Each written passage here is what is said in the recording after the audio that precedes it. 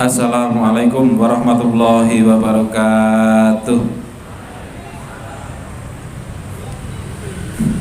Alhamdulillahirabbil alamin. Segala puji bagi Allah Subhanahu wa taala yang masih memberikan kesempatan kepada kita semuanya untuk hadir di SMP Muhammadiyah Tigawaru, SMP yang kita cintai ini. Selawat serta salam mudah-mudahan selalu kita limpahkan kepada Nabi Muhammad Sallallahu Alaihi Wasallam. Yang pertama, Pak Nur mengucapkan terima kasih kepada kalian semuanya yang sudah tertib hari ini, tidak telat dan atributnya lengkap. Yang kedua, Pak Nur ingin menyampaikan bahwa transformasi informasi, transformasi digital itu sangat mempengaruhi kehidupan masyarakat Indonesia, bahkan dunia. Ada orang itu yang terkena penyakit karena terlalu banyak main HP. Ada anak-anak kecil yang dia penglihatannya menjadi tidak normal karena terlalu banyak ngegame. Ono sing pendengarannya itu terganggu karena pakai headset. Ada juga yang mentalnya terganggu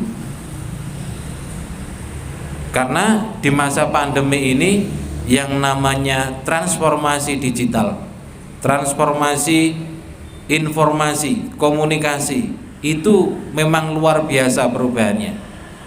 Semuanya dipaksakan untuk bisa menggunakan alat-alat atau media-media yang berbasis internet. Kemudian karena tuntutannya seperti itu, maka berlomba-lombalah masyarakat itu untuk belajar piye carane ngupload video, bagaimana caranya untuk membuat channel YouTube sendiri, bagaimana caranya untuk membuat akun Instagram, Google Drive, dan lain sebagainya. Sebenarnya yang namanya alat itu kan tergantung pada yang memakainya. Pisau dapur itu kalau yang memakainya bijaksana itu bisa bermanfaat, ngiris brambang, bawang, lombok, wortel sehingga menjadi sayuran. Tetapi kalau pisau dapur itu digunakan oleh para penjahat, maka dampaknya itu luar biasa. Bisa dipakai untuk menikam orang, bisa dipakai untuk menganiaya, bisa dipakai untuk merampok dan lain sebagainya. Jadi ketika ada sesuatu dampak negatif dari perubahan itu, yang salah itu sebenarnya bukan alatnya, bukan medianya, tetapi manusianya sendiri. Maka dari itu sekarang ini dunia ini dibuat resah gitu loh, dengan perkembangan teknologi informasi, kemudian digital dan lain sebagainya yang dibuat oleh manusia itu sendiri. Banyak orang yang merasa khawatir karena takut nganggur. Yang biasanya pekerjaannya itu dikerjakan oleh manusia sekarang sudah berganti dengan robot, dengan elektronik dan lain sebagainya. Dulu itu yang namanya absen, absen itu dulu itu dicateting ini. Di pabrik itu ada bagian yang tukang nyatetin. Sekarang pabrik yang sudah besar-besar itu sudah seperti itu. Sekarang ada yang namanya fingerprint, pakai finger, ya, tek. Langsung nanti pada akhir bulan itu merekap sendiri. Kamu datangnya jam segini, kamu telat, sekalian sama dihitung sama gaji-gajinya. Lah terus kemana pegawai yang tadinya itu ngabsen itu? Berhenti. Nah, ketika sudah mengalami seperti itu, dunia ini sudah resah. Banyak orang yang tidak terpakai nanti itu. Nah, karena banyak orang yang resah, banyak orang yang merasa nanti itu nggak terpakai, maka para ilmuwan itu sekarang berpikir bagaimana mengembalikan pada keadaan semula. Itu disebut era 5.0. Kalau 4.0 itu manusia digantikan sama alat-alat. Kalau 5.0 itu dikembalikan lagi. Karena ini bahaya, ini banyak pengangguran. Kalau pengangguran terjadi banyak kejahatan. Kejahatan terjadi wis gak karu-karuan dunia ini. Maka di pagi yang luar biasa ini Pak Nur mengajak dan mengingatkan kepada kita semuanya, bijaksanalah memakai sosial media. Ya, apapun alat yang kita pergunakan itu nggak akan bahaya selama kita itu menggunakannya dengan bijak.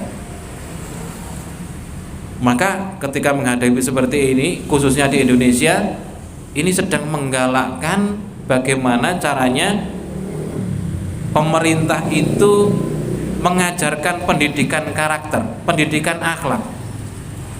Iki nek arek-arek iki gak dikai karakter sing apik, karakter sing kuat, iki kok bahaya, nyekel opoe bahaya. Gawe sepeda motor membahayakan orang. Dia pakai WhatsApp membahayakan orang. Dia pakai YouTube, dia macam-macam. Ini sangat berbahaya kalau tidak dibarengi dengan pendidikan karakter. Maka sekarang ini ada yang namanya pendidikan karakter.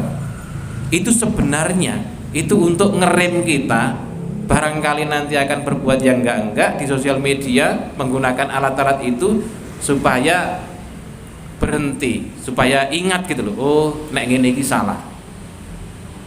Makanya ayolah, walaupun kita ini dimanjakan dengan dunia digitalisasi yang luar biasa seperti ini, kita tetap memanfaatkan itu dengan bijaksana.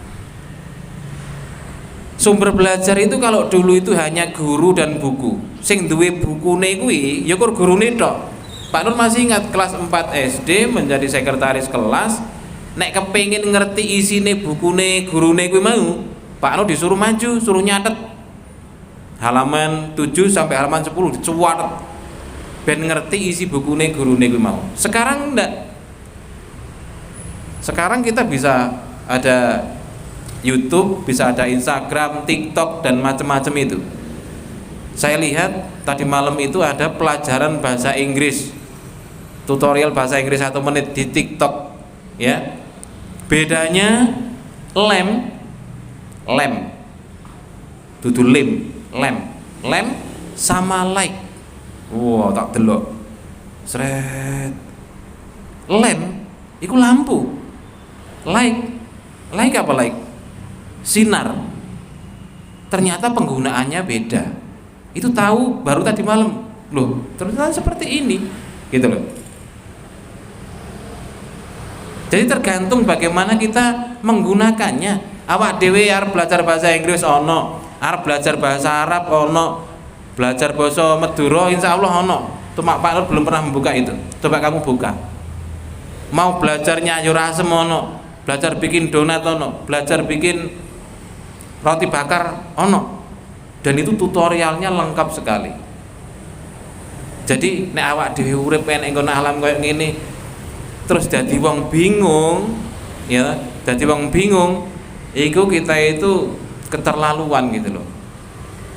Generasi millennials sing bingung iku wis nemen nih.